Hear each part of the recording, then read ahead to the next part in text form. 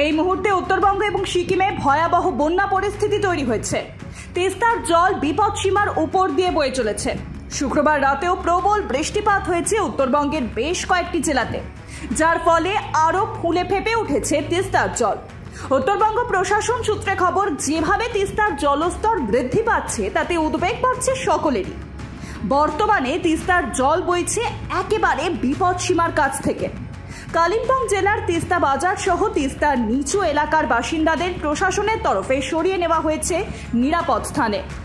প্রশাসনের তরফে জলস্তর নিয়ন্ত্রণে রাখতে শনিবার সকালেও গজলডোবার তিস্তার বাজার থেকে প্রায় 1100 কিউসেক জল ছাড়া হয়েছে। এছাড়াও প্রশাসনের তরফে ব্যারেজের 6টি লক গেট খোলা রাখা হয়েছে।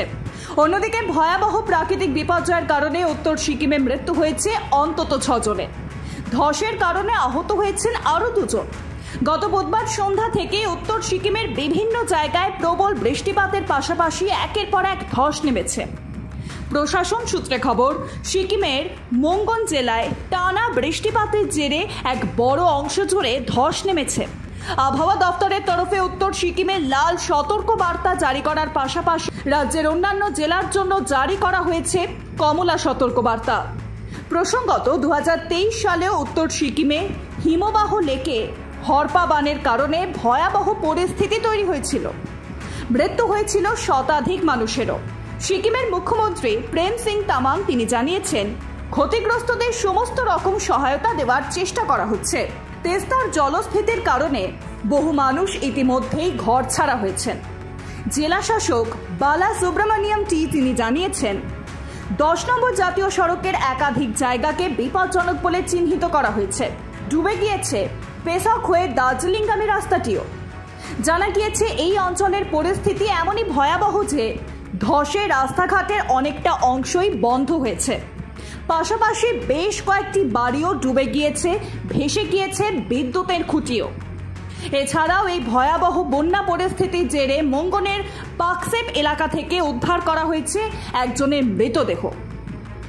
রংবায়নের কাছে অম্বিথান থেকে 3 জন এবং পাকসেপ থেকে নিখোঁজ হয়েছেন আরও 2 জন। সূত্রের খবর অনুযায়ী গেইথাংয়ের 3টি বাড়ি ক্ষতিগ্রস্ত হওয়ার পাশাপাশি নাম পাথাংয়ের রাস্তাঘাট বন্ধ। অন্যদিকে সংকালানে একটি সেতুর ভিত ক্ষতিগ্রস্ত হওয়ার কারণে সমস্যা আরও বেড়েছে। উত্তর সিকিমে বর্তমানে মোবাইল নেটওয়ার্ক পরিষেবাও ব্যাহত হয়েছে। পরিস্থিতি সামাল দিতে বিভিন্ন দপ্তরের প্রধানদের নিয়ে জরুরি বৈঠক ডেকেছেন মোঙ্গনের জেলা শাসক হেমকুমার ছেত্রী। সিকিমের আবহাওয়া দপ্তর সূত্রে খবর, শুক্রবার রাতে উত্তর সিকিমে বৃষ্টি হয়েছে 2 সেন্টিমিটার। সিকিম হাওয়া অফিস জানিয়েছে, আগামী 2-3 দিন এমন বৃষ্টির সম্ভাবনা থাকছে। ধসের কারণে আটকে রয়েছে বহু পর্যটক। বিখ্যাত পর্যটন স্থল লাচুংয়ের সঙ্গে গোটা রাজ্যেরই যোগাযোগ একেবারে বিচ্ছিন্ন রয়েছে। রাজ্য সরকার জানিয়েছে, এই বিপর্যয়ের জেরে এখনও প্রায় 1200 জন পর্যটক আটকে রয়েছে, যাদের অধিকাংশই এ রাজ্যের বাসিন্দা এবং 15 জন বিদেশি পর্যটক। উত্তরবঙ্গের পাশাপাশি সিকিমের এই পরিস্থিতিতে সিকিমের পাশে থাকতে চায় পশ্চিমবঙ্গ সরকার। এই মুহূর্তে সিকিমে 2টি হেল্পলাইন ডেস্ক চালু করা হয়েছে বাংলার সরকারের তরফে, যেখানে যোগাযোগ করতে পারবেন পর্যটকেরা। এছাড়াও দার্জিলিং এবং কালিম্পংয়ের পরিস্থিতি খারাপ হওয়ায় জেলা শাসকের পক্ষ থেকে একটি বিজ্ঞপ্তিতে 2 জন অফিসারের নম্বর দেওয়া হয়েছে।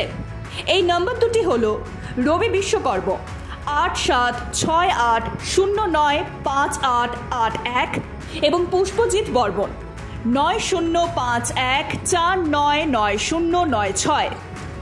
এখানেই সাহায্যের জন্য যোগাযোগ করতে পারবেন আটকে থাকা পর্যটকেরা। সিকিম এবং উত্তরবঙ্গের পরিস্থিতি নিয়ে উদ্বেগ প্রকাশ করেছেন মুখ্যমন্ত্রী মমতা বন্দ্যোপাধ্যায়ও। কেন্দ্রের তরফে সিকিমকে 25 কোটি টাকার অর্থ সাহায্য করা হচ্ছে, কিন্তু সেখানে দার্জিলিং এবং কালিম্পংয়ের জন্য কেন্দ্রের তরফে কিছুই বরাদ্দ করা হয়নি, যা নিয়ে কটাক্ষ করেন বাংলার মুখ্যমন্ত্রী। এদিন নিজের এক্স হ্যান্ডেলে মমতা বন্দ্যোপাধ্যায় লেখেন, সাম্প্রতিক প্রাকৃতিক বিপর্যয়ে আমার সিকিমের ভাই বোনেরা যেমন আঘাত পেয়েছেন, তেমনি এই বিপর্যয় আমাদের দার্জিলিং ও কালিম্পংয়ের মানুষদেরও আঘাত করেছে। পশ্চিমবঙ্গের সংবেদনশীল চিকেন নেক এলাকাও ভয়ঙ্কর ক্ষতিগ্রস্ত হয়েছে। মানুষকে এই প্রাকৃতিক বিপর্যয় থেকে বাঁচাতে যে রাতে হরপাবান এসেছে, সেই রাত থেকে আমি আমার পুরো প্রশাসনকে নিয়ে 24 ঘন্টা 7 দিন কাজ করে যাচ্ছি। বিপর্যয়ের জন্য রাজ্য সরকারের পক্ষ থেকে জিটিএকে মোট 25 কোটি টাকা সহ সব ধরনের সাহায্য করছি। বেশ কয়েকটি দপ্তরের মন্ত্রী ও আইএএস অফিসাররা ঘটনাস্থলে গিয়েছেন, এখনো সেখানেই রয়েছেন তারা। আমরা ভারতীয় সেনা ও সিকিম সরকারকে সর্বতোভাবে সাহায্য করতে প্রস্তুত। সিকিমের জনগণের সঙ্গে কাঁধে কাঁধ মিলিয়ে এই কাজ করব আমরা। এরই পাশাপাশি মমতা বন্দ্যোপাধ্যায় ওই এক্স পোস্টে আরও লেখেন, কিন্তু আমাদের দার্জিলিং, কালিম্পং, উত্তরবঙ্গের ক্ষতিগ্রস্ত মানুষদের প্রতি বৈশ্য দেখে আমি হতবাক। এই ভয়ানক বিপর্যয় ও মৃত্যুর পরে কেন্দ্রের এই পদক্ষেপ। আমরা সিকিমের পাশে আছি, কিন্তু এই ভেদাভেদের বিরোধিতা করছি। বিপর্যয়ের বিষয়ে কেন্দ্রীয় সরকারের বৈষম্য নয়, সমতা চাই। Bureau report, Ritam Bangla.